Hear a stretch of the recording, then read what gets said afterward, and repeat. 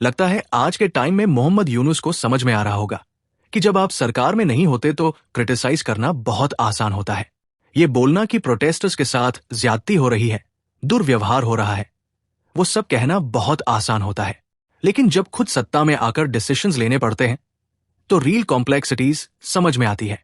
क्योंकि एग्जैक्टली वही आरोप जो यूनुस शेख हसीना की सरकार पर लगाते थे आज उनके ऊपर लग रहे हैं। अभी बांग्लादेश में बहुत बड़े स्तर पर प्रदर्शन हो रहा है और ये सीन कुछ कुछ वैसा ही लग रहा है जैसे शेख हसीना को हटाए जाने से पहले का माहौल था। उस वक्त भी एक कानून को लेकर मैसिव प्रोटेस्ट हुए थे और आज फिर वही पैटर्न इमर्ज हो रहा है। इस बार भी एक कंट्रोवर्शियल पब्लिक सर्विस लॉ को लेकर मोहम्मद यूनुस की सरकार ने अभी एक ऑर्डिनेंस लाया है, पब्लिक सर्विस अमेंडमेंट ऑर्डिनेंस 2025। इसका मकसद यह है कि सरकार अब किसी भी सिविल सर्वेंट को किसी भी प्रोसेस के बिना रिमूव कर सकती है, यानी न कोई अदालत न कोई जांच। अगर सरकार को लगता है कि कोई नियम का उल्लंघन हुआ है तो सीधा टर्मिनेशन। अब क्रिटिक्स का कहना है कि इससे सिविल सर्वेंट्स को जो कॉन्स्टिट्यूशनल प्रोटेक्शन मिला हुआ है उसकी पूरी तरह से धज्जियां उड़ाई जा रही है। इस ऑर्डिनेंस को लेकर यह भी आरोप लग रहे हैं कि पॉलिटिकली मोटिवेटेड टर्मिनेशंस होंगे, यानी जो ब्यूरोक्रेट्स सरकार के लाइन में नहीं होंगे उन्हें हटाया जा सकता है। इस बात को लेकर देश भर में civil service employees, administrative officers और मिड लेवल ब्यूरोक्रेट्स सड़क पर उतर आए हैं। उन्हें लग रहा है कि सरकार उनकी आवाज दबाना चाहती है और अब स्टूडेंट यूनियंस और स्टूडेंट बॉडीज भी उनके सपोर्ट में आ गई है, जैसे शेख हसीना के टाइम में हुआ था। सबसे बड़ा प्रोटेस्ट एपिसेंटर बना है ढाका का सेक्रेटेरिएट। जैसे भारत में दिल्ली का सेंट्रल सेक्रेटेरिएट होता है वैसा ही यहां।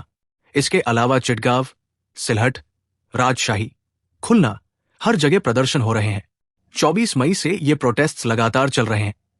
लोग मार्चेस निकाल रहे हैं, धरने पर बैठ रहे हैं, स्लोगन्स दे रहे हैं और ओवरऑल गवर्नमेंट फंक्शनिंग पूरी तरह से पैरालाइज्ड हो चुकी है। टीचर्स भी नेशन वाइड स्ट्राइक पर है। प्राइमरी स्कूल के टीचर्स इंडेफिनिट स्ट्राइक पर है। उनका डिमांड है कि उनकी सैलरी सेकेंडरी टीचर्स के बराबर की जाए। कॉन्ट्रैक्चुअल स्टाफ को परमानेंट स्टेटस देने की डिमांड भी चल रही है। इस वजह से एजुकेशन सिस्टम ऑलमोस्ट रुक चुका है। पब्लिक डिसैटिस्फैक्शन बहुत तेजी से बढ़ रहा है। अब सबसे बड़ा मूव, मोहम्मद यूनुस ने शेख हसीना की पॉलिटिकल पार्टी अवामी लीग को बैन कर दिया। जी हां, सरकार ने इनकी रजिस्ट्रेशन ही कैंसिल कर दी है, यानी अपकमिंग इलेक्शंस में अवामी लीग पार्टिसिपेट नहीं कर सकती। अब आप सोचिए, एक मेजर पॉलिटिकल पार्टी को इलेक्टोरल प्रोसेस से बाहर कर देना कितना बड़ा अनडेमोक्रेटिक स्टेप है। और यही वजह है कि अवामी लीग के सपोर्टर्स भी अब सड़कों पर आ चुके हैं। सरकार ने प्रोटेस्ट को कंट्रोल करने के लिए पैरामिलिट्री फोर्सेस डिप्लॉय कर दी है, जैसे कि BGB, border guards of Bangladesh, जो आमतौर पर बॉर्डर्स पर तैनात रहती है, अब सिटीज में भी डिप्लॉय कर दी गई है। रैपिड एक्शन बटालियन रब, जिनके ऊपर एक्स्ट्रा जुडिशियल किलिंग्स के आरोप है, वो भी मैदान में है। स्पेशल वेपन्स एंड टैक्टिक्स स्वॉट टीम्स भी तैनात है। क्राउड कंट्रोल, काउंटर इंसर्जेंसी, सब कुछ हैंडल करने के लिए सेक्शन 144 लगा दिया गया है, यानी 4 से ज्यादा लोग इकट्ठा नहीं हो सकते। इंटरनेट और मोबाइल डेटा सर्विसेज स्लो कर दी गई है ताकि मोबिलाइजेशन रुक जाए। ढाका और सिलहट जैसे इलाकों में क्लैशेस रिपोर्ट किए जा रहे हैं, बैटन चार्जेस हो रहे हैं, रबर बुलेट्स चलाए जा रहे हैं, टीयर गैस और स्टंग ग्रेनेड्स भी यूज हो रहे हैं।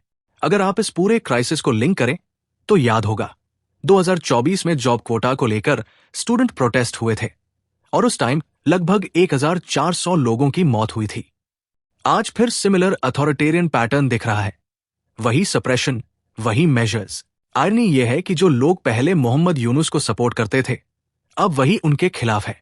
और अब ये प्रोटेस्ट्स सिर्फ एक ऑर्डिनेंस को लेकर नहीं बल्कि डेमोक्रेसी को रिस्टोर करने की लड़ाई बन चुके हैं। पॉलिटिकल और इंस्टीट्यूशनल डेडलॉक भी है।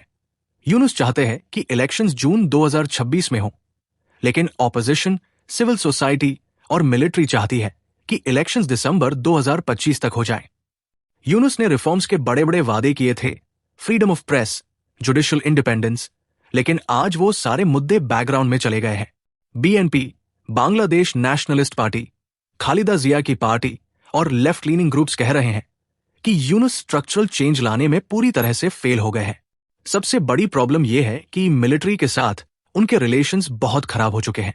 आर्मी चीफ जनरल वकार उस्मान और यूनुस के बीच कॉन्फ्लिक्ट इतना बढ़ गया है कि यूनुस प्राइवेटली रेजिग्नेशन की बात भी कर चुके हैं। अब इस पूरे सिचुएशन में इंटरनेशनल रिएक्शंस भी आ चुके हैं। Amnesty International, human rights council सबने कंसर्न रेज किया है। Arrests, journalist crackdowns, surveillance on independent media और मीडिया शटडाउन्स को लेकर ईयू और यूएस स्टेट डिपार्टमेंट ने वार्निंग दी है कि अगर जल्दी इलेक्शंस नहीं कराए गए तो एड और फंडिंग रोक दी जाएगी। जहां तक भारत और चीन की बात है, दोनों फिलहाल शांत है, ऑब्जर्वर मोड में है, लेकिन भारत के लिए सबसे बड़ी चिंता इन्फिल्ट्रेशन को लेकर है। इसलिए बॉर्डर एरियाज पर पुशबैक्स भी स्टार्ट हो चुके हैं। अब इसकी इकोनॉमिक इंप्लीकेशंस भी भारी है। इन्वेस्टर कॉन्फिडेंस लो हो चुका है, एफडीआई 20% ईयर ऑन ईयर गिर चुकी है, करेंसी डेप्रीसिएट हो चुकी है, इन्फ्लेशन 9.5% पार कर चुका है, फ्यूल प्राइसेस बढ़ रहे हैं, स्ट्राइक्स की वजह से चिट्टागोंग पोर्ट का ऑपरेशन ठप पड़ा है, जो कि मेजर एक्सपोर्ट हब है। इससे रेवेन्यू का एक बड़ा सोर्स बंद हो गया है। तो ओवरऑल कंक्लूजन यही निकलता है कि मोहम्मद यूनुस, जो कभी होप का सिंबल माने जाते थे, आज उन पर आरोप है कि उन्होंने डेमोक्रेटिक आइडियल्स को बीट्रे किया है, डिसेंट को सप्रेस किया जा रहा है और टेक्नोक्रेटिक डिस्गाइज के नाम पर अथॉरिटेरियन गवर्नेंस चल रही है।